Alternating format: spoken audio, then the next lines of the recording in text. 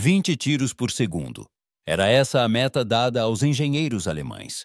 Criar uma metralhadora tão rápida, tão assustadora, que os soldados inimigos perdessem a coragem antes mesmo de vê-la.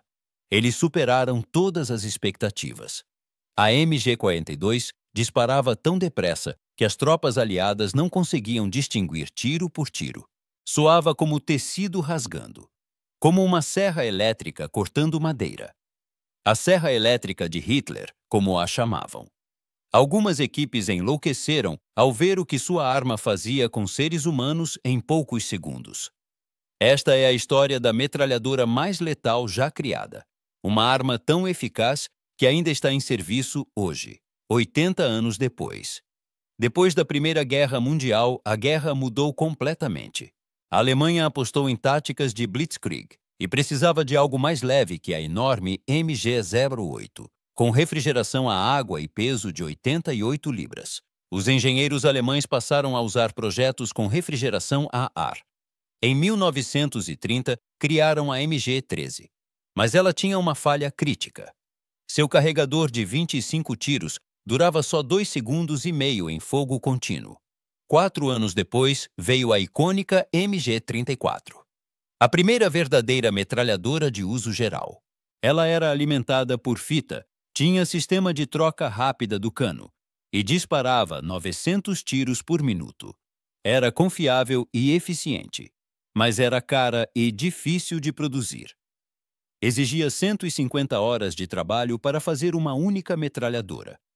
Os engenheiros encararam um desafio brutal: produzir uma metralhadora confiável e potente, com uma cadência assustadora entre 20 e 25 tiros por segundo, e ainda assim barata e fácil de fabricar. Para surpresa de todos, eles conseguiram. Usando peças de metal estampadas e reduzindo o tempo de produção para apenas 75 horas de trabalho, com custos menores, nasceu a MG-42. Ela era bem mais confiável que a MG-34, com sistema de troca rápida do cano, e conseguia disparar 1.200 tiros por minuto. Isso era mais que o dobro da cadência de todas as metralhadoras aliadas. Seu maior ponto fraco era a tendência ao rebote do ferrolho. Às vezes isso levava a falhas catastróficas. Apesar disso, em apenas 3 anos, foram produzidas 423.000 MG-42. Elas rapidamente se tornaram o principal instrumento de morte da Alemanha. Até os soldados americanos, que davam apelidos zombeteiros a armas como Screaming Mimes, Potato Mashers e Bouncing Betties, deram a esta arma um nome ainda mais sombrio: a Serra Elétrica. A Serra Elétrica de Hitler. Os alemães, no início, chamavam de Serra de Ossos, mas os soldados americanos deram uma leve ajustada na tradução. Para tropas que nunca tinham visto combate, exibiam filmes de propaganda que rebaixavam a MG-42 e suas características. Esses filmes comparavam com armas americanas e a retratavam como inferior. Diziam que late mais do que morde. Tenta vender isso para veteranos calejados de batalha que a viram cortar grupos inteiros em segundos. A MG-42 era o componente mais importante do grupo de infantaria alemão na Segunda Guerra Mundial. Era a principal fonte de poder de fogo. Um grupo tinha 10 homens. Um líder de grupo, um segundo em comando, uma equipe de metralhadora com 3 homens, incluindo o metralhador, o auxiliar e o carregador de munição, mais 5 fuzileiros. Todo o grupo se organizava em torno da operação, da proteção e da eficácia da MG-42. O metralhador, designado Schütze 1, disparava a arma e era responsável pela manutenção. Ficava no centro da formação e carregava a metralhadora, uma arma curta e um tambor de munição com 50 cartuchos. O auxiliar, posicionado à esquerda ou atrás do metralhador, levava 4 tambores adicionais, com 50 cartuchos cada, e uma caixa de munição com 300 cartuchos. Ele estava armado com uma pistola. Sua função era alimentar a munição, ajudar a resolver travamentos, recarregar, trocar canos e apoiar o metralhador no combate. Se o metralhador morresse, o auxiliar assumia na hora. O carregador de munição, mais atrás, levava 2 caixas adicionais com 300 cartuchos cada e estava equipado com um Kar-98 encurtado.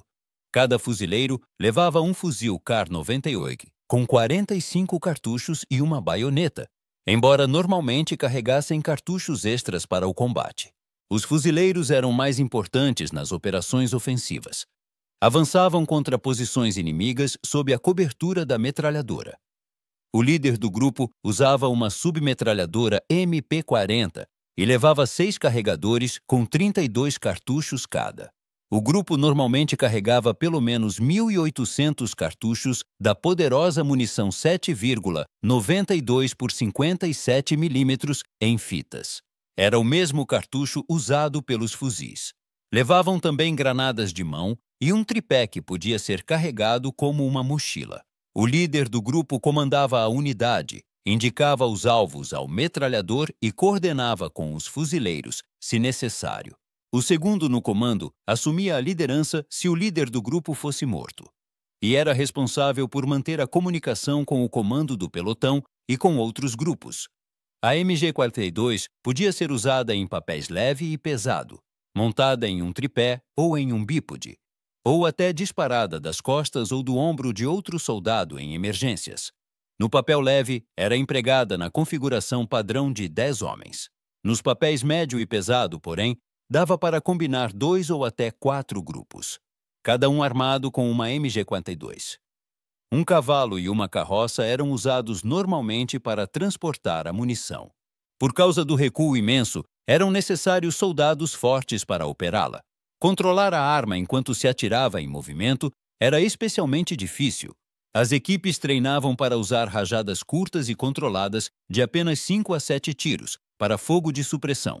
Isso exigia disciplina precisa no gatilho. Em combates intensos, um cano novo permitia só cerca de 20 segundos de fogo contínuo. Depois de aproximadamente 250 tiros, o cano em brasa tinha de ser substituído. O ajudante do atirador soltava uma trava na lateral da arma, tirava o cano quente e colocava um novo. Uma equipe bem treinada fazia esse processo em menos de 10 segundos. Revezava os canos para evitar danos à arma. Os soldados aliados sabiam disso e treinavam para avançar no curto intervalo durante a troca de cano. O bípode deixava a arma leve e fácil de empregar deitado. Era ideal para manobras ofensivas.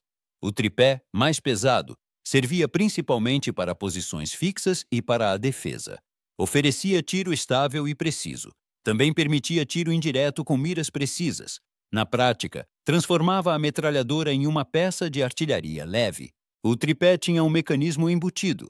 Ele movia a arma automaticamente em um varrimento pré-ajustado. Assim, ela cobria uma área ampla com precisão.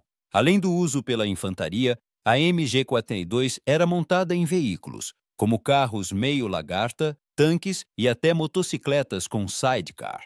Ela também era muito eficaz como arma antiaérea contra aviões voando baixo e abatia muitos paraquedistas saltando em plena luz do dia. Mas servir em uma equipe de MG-42 era uma faca de 2 gumes. A arma era uma das mais letais no campo de batalha, e sua fama e eficácia também a tornavam um alvo principal. As equipes eram as primeiras a ser miradas por artilharia, tanques e atiradores de elite. E era incerto o que aconteceria com você se rendesse depois de ceifar ondas de soldados inimigos. Além disso, por causa do som característico ao disparar, depois de apenas alguns tiros, todos sabiam exatamente onde você estava. Por isso, as equipes mudavam de posição periodicamente durante as batalhas. Mas isso nem sempre era possível, especialmente em posições defensivas, onde precisavam manter a posição. Isso levava a taxas mais altas de baixas entre atiradores e auxiliares. Uma história interessante envolve o soldado de primeira classe Leonard Lonergan. Enquanto dirigia seu caminhão por uma área recém-tomada na Bélgica, ele viu algo à beira da estrada. Mesmo não devendo, ele parou e pegou o que era uma MG-42 abandonada. Como não sabia mexer nela, ele subornou um prisioneiro alemão que falava inglês com 2 maços de cigarro para ensinar a desmontar. Depois, Lonergan mandou as peças pelo correio para casa. A MG-42 ficou na família até 2016, quando o filho dele a doou a um museu. Uma coisa que você nunca faria é avançar em terreno aberto direto contra um ninho de MG-82. Em batalhas como o Dia D, ficou brutalmente claro o que apenas algumas MG-42 podiam fazer. Heinrich Severloh, por exemplo, era um soldado alemão estacionado na praia de Omaha durante a invasão. Ele disparou aproximadamente 13.000 tiros com sua metralhadora e foi responsável por centenas de mortes entre os aliados. Guarnições que viram combates intensos muitas vezes ficavam assombradas pelo número de vidas tiradas em poucos segundos. Há relatos de soldados desabando mentalmente após as batalhas, incapazes de processar a carnificina que sua arma causou. A Frente Oriental é outro exemplo, onde a MG-42 foi usada com efeito devastador contra os ataques em ondas humanas do Exército Vermelho. Dá para imaginar o resultado: cano após cano brilhando em vermelho vivo, cinta após cinta de munição alimentando a arma, e corpos se acumulando diante das posições alemãs. A MG-42 também teve um papel sombrio em operações além do campo de batalha. Em países ocupados, ela era usada para controlar grandes massas e esmagar a resistência. Era empregada com frequência em operações de retaliação contra movimentos de resistência, muitas vezes mirando a população local. Um caso assim ocorreu na Iugoslávia, onde aproximadamente 2.500 civis foram condenados ao fuzilamento como retaliação por partidários atacarem uma patrulha alemã. Nesse caso, um soldado alemão recusou uma ordem direta para atirar e foi executado por seu comandante. Do outro lado, MG-42 capturadas eram muito valorizadas pelos aliados, principalmente por grupos de partidários e combatentes da resistência. A arma era ideal para guerra de guerrilha e táticas de bater e correr. Durante a Segunda Guerra, os Estados Unidos tentaram fazer engenharia reversa de MG-42 capturadas, criando o protótipo T-24. Embora parecesse com a MG-42, os Estados Unidos não conseguiram alcançar uma cadência de tiro maior que 600 tiros por minuto, e o protótipo sofria com falhas frequentes e superaquecimento. O projeto acabou sendo cancelado, e o foco voltou para a produção da Browning. O desenho da MG-42 era tão eficiente que influenciou muitas metralhadoras modernas. Tecnicamente, a arma ainda está em serviço hoje. Ela só teve melhorias pequenas e ficou conhecida como MG-3.